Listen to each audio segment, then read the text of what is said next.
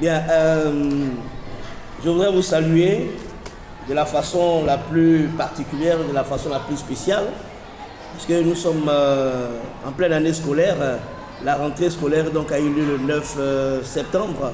Aujourd'hui, nous sommes donc le 24 septembre 2019. Et là, je prends la parole pour m'entretenir avec les parents d'élèves. C'est avec les parents d'élèves que je voudrais m'entretenir avec les élèves et m'entretenir avec les parents d'élèves. M'entretenir avec les parents d'élèves, pourquoi? Bonjour. Comment ça va? Ouais, les élèves t'attendent. Comment tu vas, Honora? On se suit partout. Ça aussi, c'est très sincère, c'est bien. D'accord. Donc, à tout à l'heure. Alors, donc, c'était juste un petit break. Je salue un collègue qui vient juste après mon heure. Alors là, je prends la parole rapidement. Je serai très bref pour parler des parents d'élèves et des élèves. D'abord, je vais souhaiter donc bonne chance et souhaiter mes encouragements à tous les élèves de Côte d'Ivoire et même d'Afrique. Tous les élèves de Côte d'Ivoire, parce que c'est une année qui commence et ils seront obligés de se lever tôt le matin, venir à l'école avec les difficultés qu'on connaît en ce qui concerne le transport, etc. Tout et tout, pour se rendre à l'école. Beaucoup viendront en retard, on demandera à beaucoup de venir en classe, d'entrer en classe avec les billets d'entrée, mais bon, écoutez, c'est comme ça que ça fonctionne toujours. Mais là, ce que je vais dire, ça va concerner les parents d'élèves qui sont soucieux et donc de la réussite, du succès de leurs enfants et qui chaque année ne lésinent pas sur les moyens pour scolariser leurs enfants, pour prendre des dispositions pour qu'à la maison, ces enfants soient suivis, non seulement en classe, mais aussi à la maison, par la présence, par le fait donc, de ceux qu'on appelle les répétiteurs. Donc la question aujourd'hui, ce que nous allons toucher du doigt aujourd'hui, ça concerne donc les répétiteurs. Je voulais dire aux parents d'élèves, puisque c'est à eux aussi que je m'adresse particulièrement. D'abord aux élèves, mes encouragements, vraiment, je prie Dieu pour que Dieu vous ouvre l'esprit de l'intelligence et l'intelligence de l'esprit pour que vous puissiez réussir vos études et que vous puissiez aller le loin possible. Mais cette volonté-là ne peut pas se faire sans mesures d'accompagnement. Dans les mesures d'accompagnement, il y a cette rigueur disciplinaire qui doit vous habiter vous-même en tant qu'élève, à mettre en place un programme d'emploi du temps de travail à la maison où quand vous avez cours le dimanche, vous avez cours le lundi, le dimanche soir, vous étudiez le cours du lundi, le lundi, vous étudiez donc le mardi, vous étudiez donc le cours le lundi, le mercredi, vous étudiez vos cours donc le mardi, c'est bien ça, le jeudi, vous étudiez mercredi, le vendredi, vous étudiez jeudi, et le samedi, vous faites les révisions, vous faites les mises au point, vous portez l'accent sur des choses que vous n'avez pas comprises durant tout le cours de la semaine. Ça s'appelle une organisation. Et donc, vous devez avoir non seulement votre emploi du temps de classe, mais vous devez aussi avoir votre emploi du temps de maison. Maintenant, les parents d'élèves, vous, qui voulez encadrer vos enfants, dans le but, dans l'optique de renforcer leurs capacités, vous devrez pouvoir vous armer de stratégies et de méthodes. Vous devez comprendre comment fonctionne la chose pédagogique. Voilà. Alors, donc, vous prenez les répétiteurs. Les répétiteurs sont souvent des étudiants ou soit des personnes qui s'y connaissent dans certaines disciplines, dans certains domaines, dans certaines matières, et vous les prenez souvent par affinité ou bien, bon, ben, c'est des prestataires de services. Et donc, vous prenez pour qu'ils puissent encadrer vos enfants à la maison, en plus de ce que les enseignants, les professeurs font en classe avec vos enfants.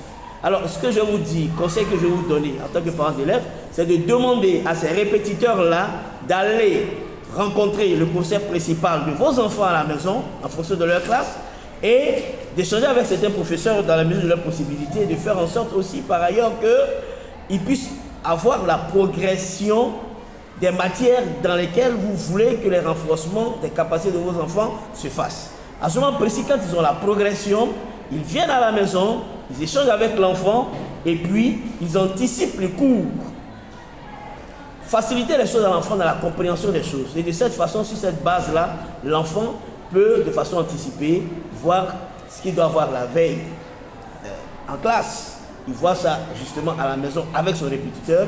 Et en ce moment, l'enfant est beaucoup plus à l'aise, il est dans des conditions qu'il faut pour pouvoir recevoir la connaissance. Et tout ce qui peut être, j'allais dire, mystère à ses yeux en matière de compréhension, ces mystères-là sont démystifiés et l'enfant comprend mieux, il réussit mieux. Et puis, je pense que c'est comme ça qu'il faut faire.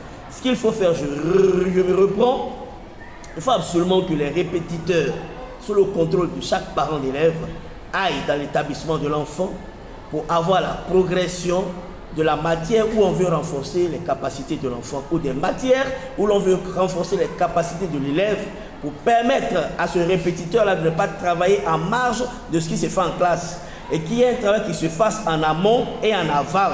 Permettre donc au répétiteur d'avoir toutes les informations nécessaires pour encadrer l'enfant dont on veut renforcer les capacités en classe.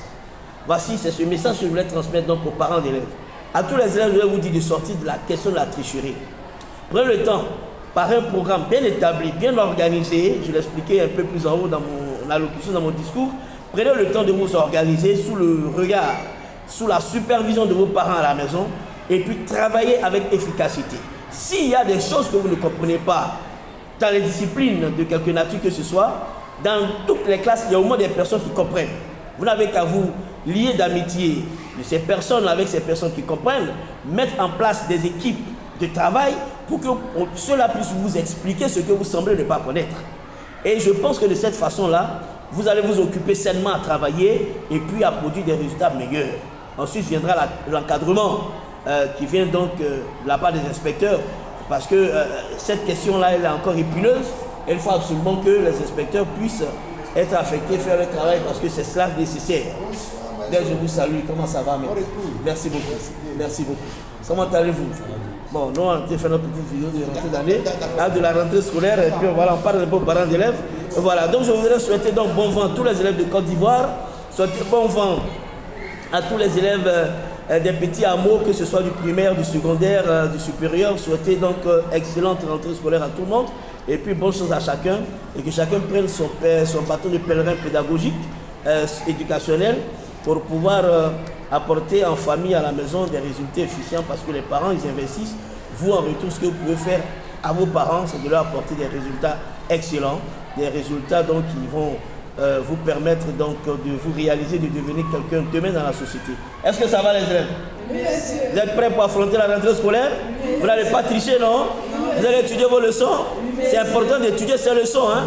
Si vous voulez donner une référence, quelqu'un qui va apporter dans cette nation-là, il faille que vous étudiez vos leçons en classe. Ok? Alors ça, vous allez dire à bas la tricherie. À bas la tricherie?